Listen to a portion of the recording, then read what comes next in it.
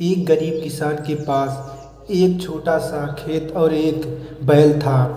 बड़ी मेहनत से उसने कुछ पैसे जमा किए थे और एक बैल और ख़रीदा। जब ये बैल खरीद कर ला रहा था तो रास्ते में उसे 4 युवक मिले। उन युवकों ने किसान से कहा, क्या तुम इस बैल को बेचोगे? किसान ने सोचा, मैंने यह बैल 1500 रुपये में खरीदा है। यदि इससे अधिक पैसे मिल जाए तो मैं इसे बेच दूंगा और इससे बेहतर बैल खरीद लूँगा। उस किसान ने उन लड़कों को बैल की कीमत 2000 रुपये बताई।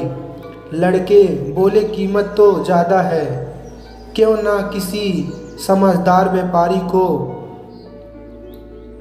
पंच बनाकर फैसला करा लें।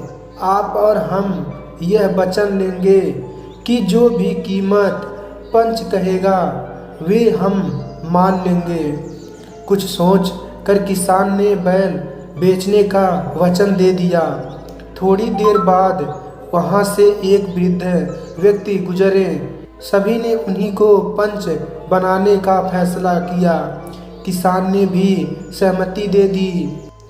वास्तव में वे चारों लड़के एक ठग पिता की संतान थे और वे वृद्धा कोई और नहीं बल्कि उन चारों का पिता ही था।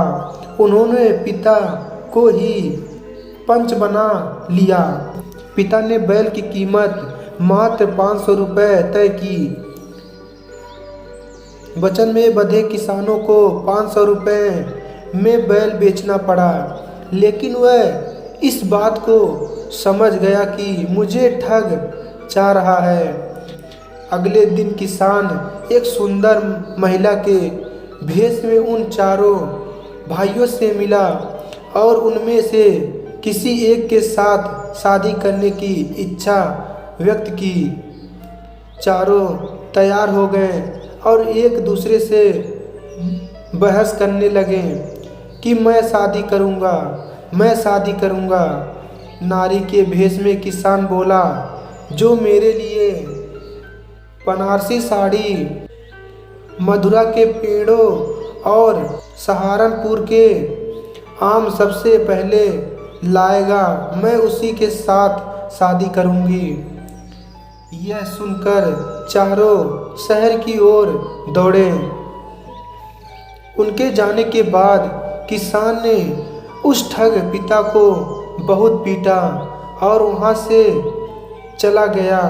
जब ठग के चारों बेटे वापस आए और अपने पिता को इस स्थिति में देखा तो मन कसोटते रह गए।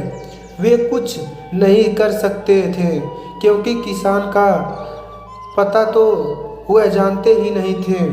अगले दिन वह किसान एक वैद्य का भेष बनाकर उस वृद्ध ठग के इलाज करने पहुंचा और लड़कों को 4 जड़ी बूटी लाने के लिए अलग अलग जगहों पर भेजा। लड़के को जाने के बाद उस किसान ने उस वृद्धा को फिर पीटा और अपना बैल लेकर चला गया। जब चारों भाई लौटे तो पिता को और बेहतर अवस्था में पाया। अब उन्होंने प्रण ले लिया कि कभी किसी के साथ ठगी नहीं करेंगे। इस तरह एक मामूली किसान ने अपनी समझदारी से ठगों को सुधार दिया। कहानी की सीख, बुरे कर्म करने पर हमेशा बुरा ही परिणाम मिलता है।